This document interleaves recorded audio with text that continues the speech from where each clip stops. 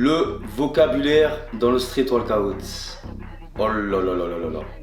Alors quand tu es débutant, que tu viens de découvrir la discipline, tu peux vite t'y perdre. Moi-même le premier, quand j'ai commencé en 2014, c'était un peu dur à retenir. Les back levers, les full planches, les festo, les 360, les L-sit, V-sit, machin. C'était assez compliqué. Je vais vous expliquer chaque figure avec une image, très rapidement, pour vous donner une définition même, vocabulaire, figure. On va commencer avec le elbow lever. Le elbow lever, c'est une planche cassée. Donc voilà, on cède des coudes pour faire levier entre le haut et le bas du corps. C'est une figure, voilà, pour débuter, assez simple d'acquisition et qui permet à la personne de pouvoir commencer à s'apprivoiser la discipline, la vivre avec passion, avec des figures notamment assez simples. Ensuite, il y a le L-sit. Donc le L-sit, voilà, c'est une figure, on va faire un L, généralement sur les barres parallèles, aussi sur les tractions. Voilà, on fait un L, donc avec une posture. Nous, dans notre discipline, la posture, la propreté est très importante. Donc il y a toujours des codes de propreté. Je ne vais pas rentrer dans ce discours-là, dans cette thématique-là sur la vidéo, c'est pas le sujet de la vidéo. Mais voilà, toutes nos figures chez nous sont propres, clean et qui donnent vraiment l'aspect final de telle ou telle figure. Ensuite, dans le même type de figure, vous avez le V-sit, comme le L, sauf que là vous faites un V. Voilà, vous montez les jambes un peu plus haut. Ensuite, vous avez le I-sit. Le I-sit, bah voilà, encore une fois, dans la même idée que le L-sit et le V-sit, on va faire un espèce de I.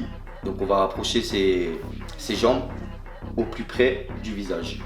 Ensuite, vous avez le mana. Le mana, c'est vraiment aller tirer les jambes vers l'arrière. Et vraiment, alors là, il faut une très grande souplesse. Moi, personnellement, j'ai jamais réussi à faire cette figure. Elle demande une souplesse incroyable, chose que je n'ai pas. Donc, du coup, voilà, ça va être une figure où on va aller chercher une amplitude maximale avec les jambes. Et vraiment, c'est vraiment un travail postural, que ce soit au niveau du bassin, que ce soit au niveau des jambes. Enfin voilà, il y a énormément de technicité à avoir pour réaliser ce genre de figure. Ensuite, nous avons le back lever. Donc le back lever, c'est une figure, voilà, où on va tenir de façon parallèle au sol, en arrière. Encore une fois, je ne rentre pas dans la technicité, je vous explique juste les figures. Ensuite, vous avez le front lever. Donc c'est l'inverse du back lever, toujours parallèle au sol, mais de face avant, contrairement au back lever qui est de face arrière. Ensuite, vous avez la straddle planche. Donc c'est une planche, là on passe sur quelque chose qui est très technique, qui commence à être voilà, complexe. Le but est de faire une planche avec les jambes écartées. Ensuite, vous avez, j'ai oublié, la tuck planche. Avant la straddle planche, vous avez la tuck planche. Donc la tuck planche, c'est de grouper les jambes, de faire comme une planche, sauf qu'il faut grouper les jambes à l'abdomen pour pouvoir, voilà, faire comme une boule. Et c'est généralement comme ça qu'on apprend la planche, en faisant de la tuck planche, en faisant de la ligne planche. Ça va vous préparer justement à pouvoir faire des straddle planches par la suite. La full planche. La full planche, c'est comme la straddle planche, sauf que vous avez les jambes liées. Voilà, ça en l'occurrence c'est ma spécialité, c'est ce que j'aime faire, c'est ce que j'adore faire, c'est là où voilà, je pense que mon niveau est le plus élevé. Voilà, la full planche. Après vous avez différentes grippes en full, que ce soit en straddle ou en full. Vous avez la iguana, vous avez la planche normale, la wide, la maltaise. Vous avez vraiment plusieurs termes par rapport à l'écartement de vos bras. Ensuite, on a le Hefesto. Donc le Hefesto, je vais vous le mettre en image. C'est une figure où on va descendre. On se met au-dessus de la barre, on va descendre au maximum et on va remonter. C'est comme un muscle up à l'envers. Alors pour ceux qui ne savent pas c'est quoi le muscle up, c'est le fait de faire une traction et de monter au-dessus de la barre. Traction explosive et on monte au-dessus de la barre. Ça, c'est un muscle up. Donc, c'est un peu le muscle up à l'envers, si vous voulez vous donner une image. C'est ce qui s'appelle le Hefesto. Ensuite, il y a quoi comme figure? Le flag, le drapeau. Donc, le drapeau, c'est une figure où, voilà, tout simplement, on fait un drapeau. Et ça fait un drapeau, voilà tout simplement. J'ai pas d'autre chose à vous dire, donc l'image parle d'elle-même, c'est un drapeau.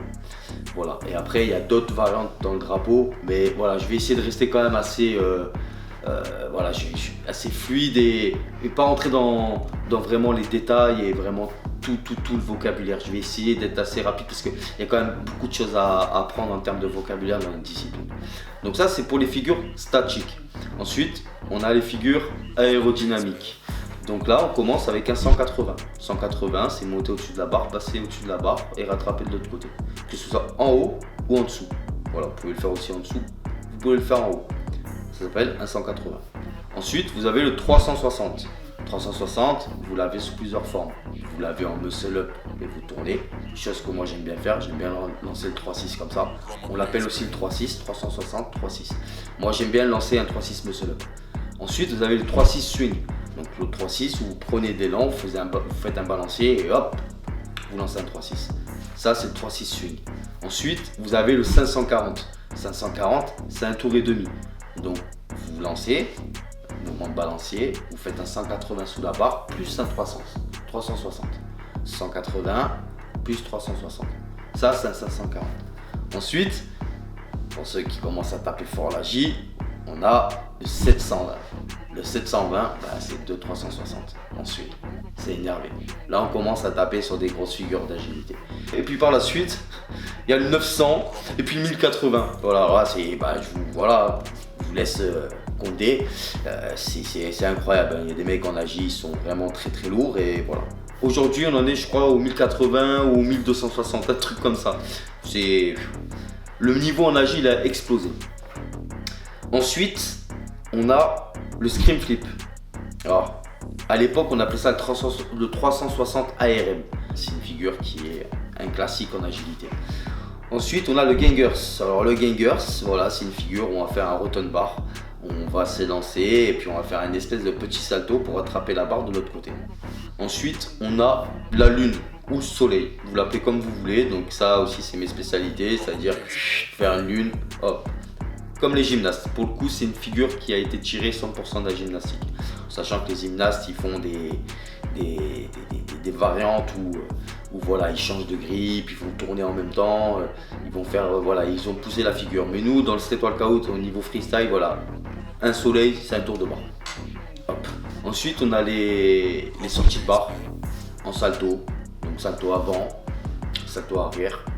On a aussi le front flip. À la base avec un soleil, donc vous allez faire un soleil et au moment du retour vous allez lâcher la barre, faire un salto et rattraper la barre. Ça c'est un front flip. Voilà, donc je pense avoir plus ou moins tout abordé.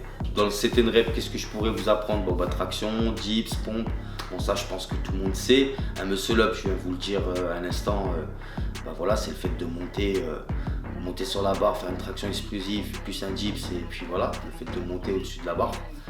Ensuite, dans le street lifting, on va voir tout ce qui est 1 RM par exemple, c'est une répétition maximale, donc on va se charger au maximum, on peut se charger pour faire une répétition maximale. Voilà les amis, c'est ainsi que cette vidéo se finit. J'espère que voilà, cette petite vidéo entre guillemets rapide vous aura donné un peu plus d'informations sur le vocabulaire du street workout. Quoi qu'il en soit, je vous remercie de m'avoir écouté jusqu'au bout. N'hésite pas à liker, commenter, partager et t'abonner. Ciao ciao.